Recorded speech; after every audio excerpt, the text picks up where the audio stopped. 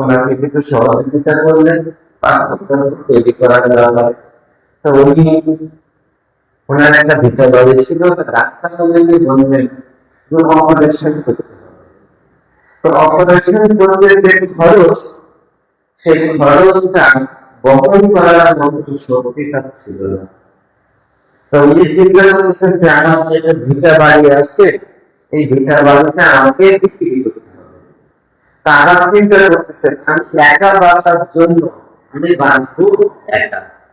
তা আমি যদি ভিটা মাটিটা ভিটা মাটি যদি বিক্রি করে দিই, আমার স্ত্রী, আমার পুত্র, আমার সন্তানেরা খুব হেঁটে যাবে।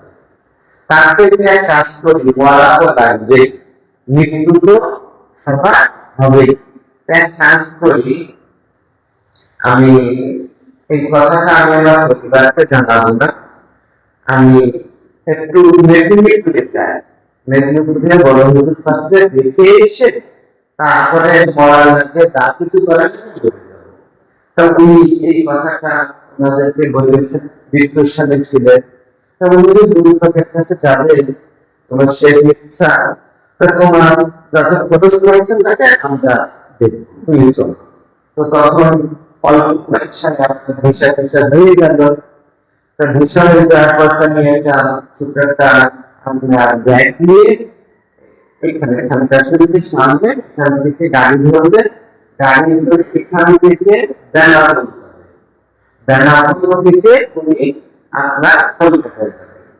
তো গাড়ি ঢাকা থেকে আসবে, ফেরি ভাড়া দিয়ে গাড়ি তুলবে। গাড়ি তোলার আগে উনি দরবারটা করতে ঢুকেছেন।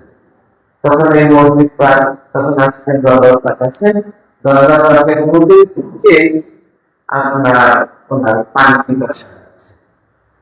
তা পানি পিপাসাতে গরিব মানুষ, বড় লোকেরা গিলাসে করে পানি খায়, আর আমাদের মতন যারা গরিব, আমরা তো আর গিলাসে করে পানি খাই না।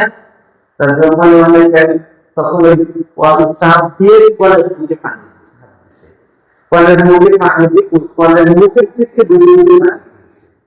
এত পরিমাণে পানি খেয়েছে যে উনি অনেক দিকে পানিটা খায়, কারণ বেশি পানি খেলে তার প্রেশারের সমস্যা হয়, যন্ত্রণা হয়, সেই কারণে সে অল্প পানি।